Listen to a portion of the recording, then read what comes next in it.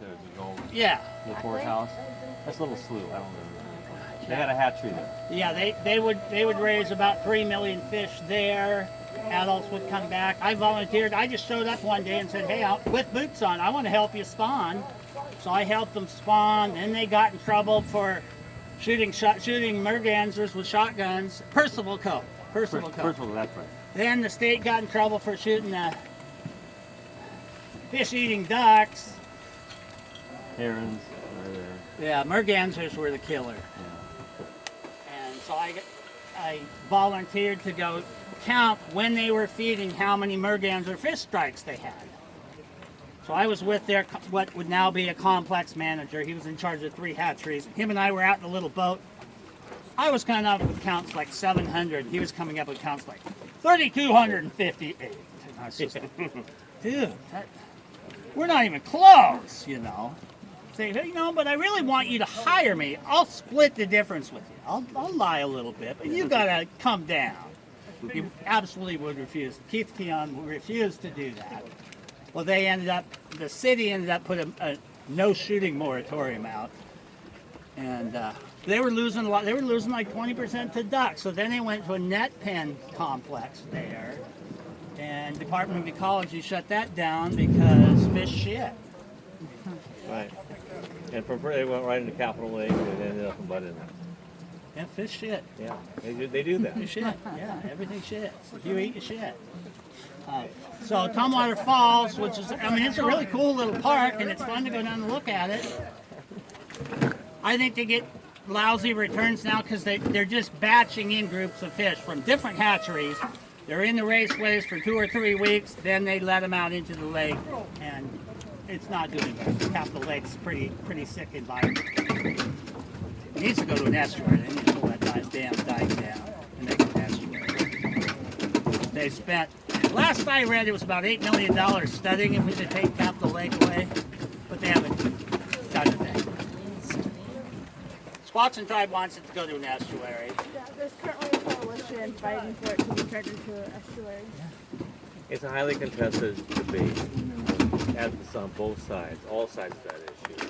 And the one thing they're talking about is probably not a good solution where they make it a reflecting pond and an estuary. Which means you're going to do a little bit of each and have nothing. That's my opinion. That option right there. If the city said, we will move the Olympia Yacht Club, they get rid of the port, which loses money every single year, move the yacht club to the port, let them build a really nice cocktail lounge, which they would do in a heartbeat. Maybe better off. They'd open up and have an estuary and fancy boats. They wouldn't have to dredge for the fancy yachts. Good luck with that one. It'll happen, it'll happen. So, this facility, we are on the Nisqually Indian Reservation that was granted to the tribes when they signed the treaty in 1854. In 1917, Pierce County condemned the Nisqually Reservation to turn it over to Department of Defense to expand Camp Lewis to gear up for World War I. Tribes had lived here forever. They lived here up on the prairies where they could garden and have horses and cows, thanks to Hudson Bay. They lived here for the drinking water. We have 5 major springs. Right now, I have about 5,000 gallons of spring water a day. We had a really wet year last year. It was really wet. So the aquifer charged up and my springs are still running.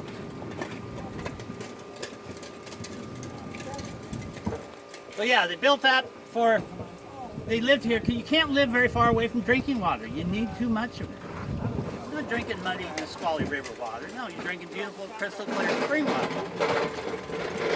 Condemned by 1917, the story of the Indians and the cavalry was pretty well told.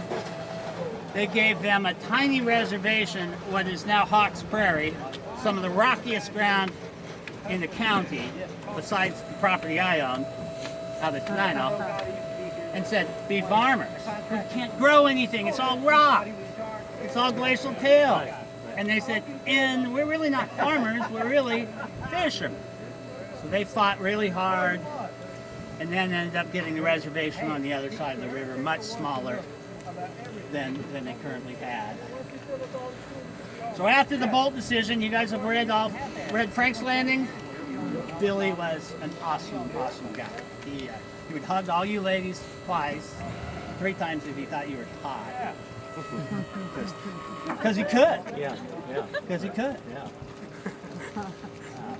And you guys, he hugged you too. But only once. Not because he thought you were hot. Only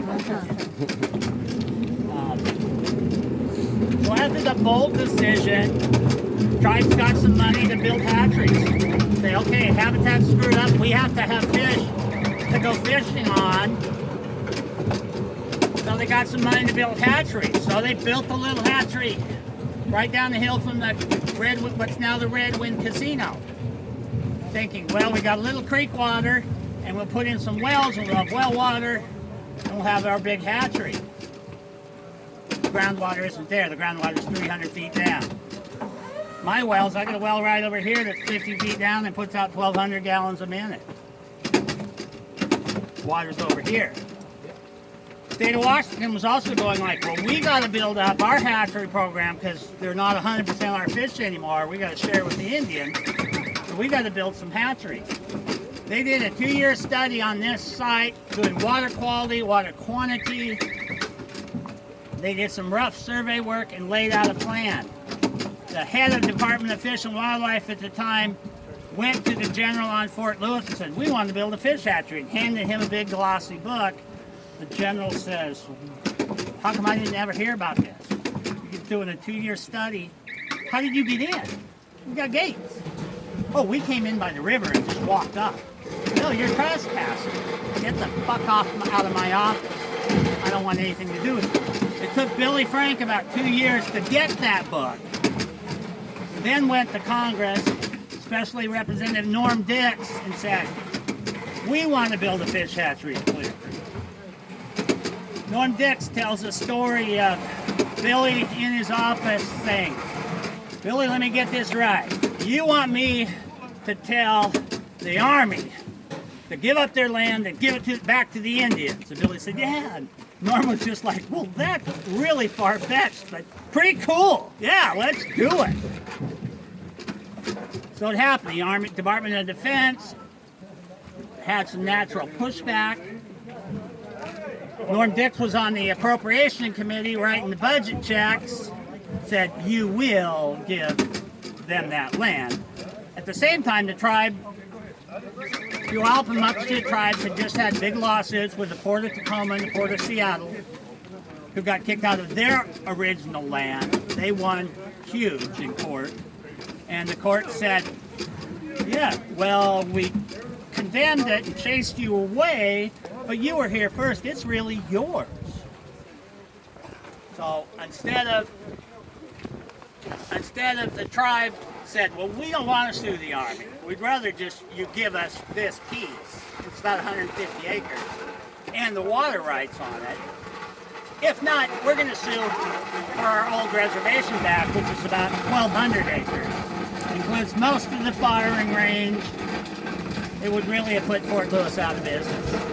So they said, well, I guess we have to. So this hatchery in '91 cost $13 million to build, and it was about 45 different appropriation bills. At the time,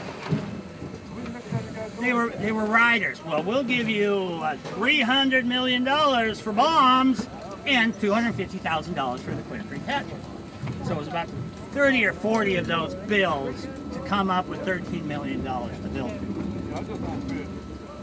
It's owned by U.S. Fish and Wildlife Service, operated by the tribe. Operation funds come from a lawsuit against Tacoma Power. Tacoma Power used to shut off the river, slow it way down in August and September, trying to fill up the reservoir so they could make power when people started turning on their furnaces in October. Well, downriver is Centralia Diversion Canal that still had to make power, so they would actually the two of them would dry up 13 miles of the river in August and September. kind of the end of the Chinook run. Was you know, in the 40s, 50s, and 60s. So it's owned by U.S. Fish and Wildlife Service rather than the tribe. They weren't going to just hand the tribe $13 million. The tribe didn't have the history or the expertise to handle that kind of money at the time. Bureau of Indian Affairs at the time, indirect was 30%. U.S. Fish and Wildlife Service was 22%, so it's cheaper to let U.S. Fish and Wildlife Service own it.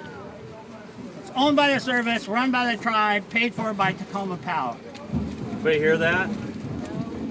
That is the kind of cooperation that Billy could pull off. So just, I don't think everybody heard that. Say it again. That's really important. Owned by U.S. Fish and Wildlife Service, operated by the tribe, paid for by Tacoma Power. And when you say paid for, you're talking about operation. Our operation and maintenance. O&M. For perpetuity? As long as Tacoma has a dam.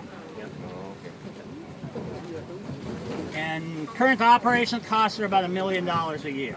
Of this place?